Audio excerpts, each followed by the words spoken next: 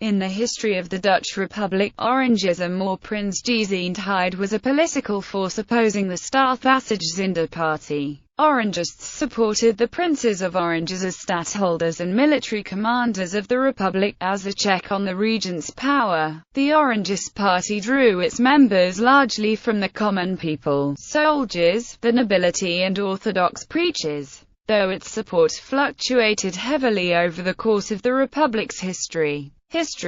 Orangism can be seen as a continuation of the political opposition between the Remonstrants and Counter-Remonstrants during the 12 Years' Truce. The Remonstrants were tolerant and republican, with a liberal view on biblical interpretation, no belief in predestination, and were led by men like Johann van Oldenbarneveld. Maurice of Nassau, Prince of Orange, relied on the Counter-Remonstrants to oppose van Oldenbarneveld and support the prince's claim to the Dutch throne or stadhoudership.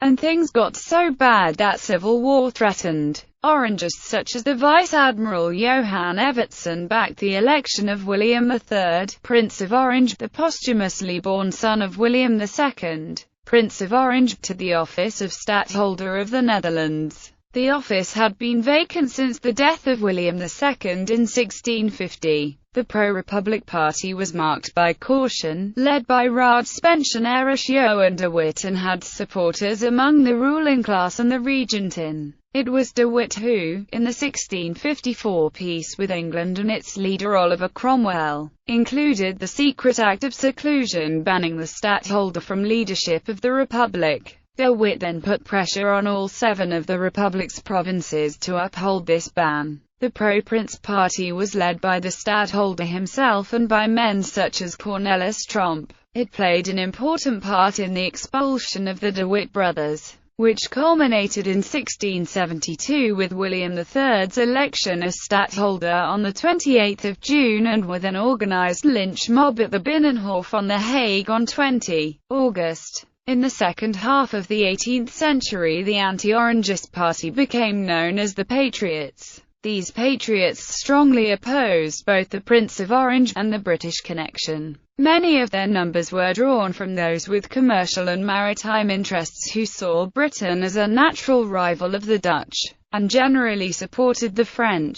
At various times, the Princes of Orange tried to counter this by moving closer or further away from the British alliance. Exile following the French invasion of the Dutch Republic and the fall of Amsterdam in 1795, William V, Prince of Orange, fled to Britain with many supporters, troops and ships, where he and his successor maintained a government in exile until their return in 1813. In his name, the British Royal Navy and small contingents of the Dutch Navy conquered much of the Dutch Empire to keep it out of the hands of the French and their allies, the Batavian Republic. Political theory. The stadtholderate was never a well-defined concept in the constitution of the Dutch Republic, instead being a patchwork of responsibilities. Likewise, Orangism never became a consistent political theory. In particular, the Orangists never formulated a desire for absolute sovereignty in the hands of the princes,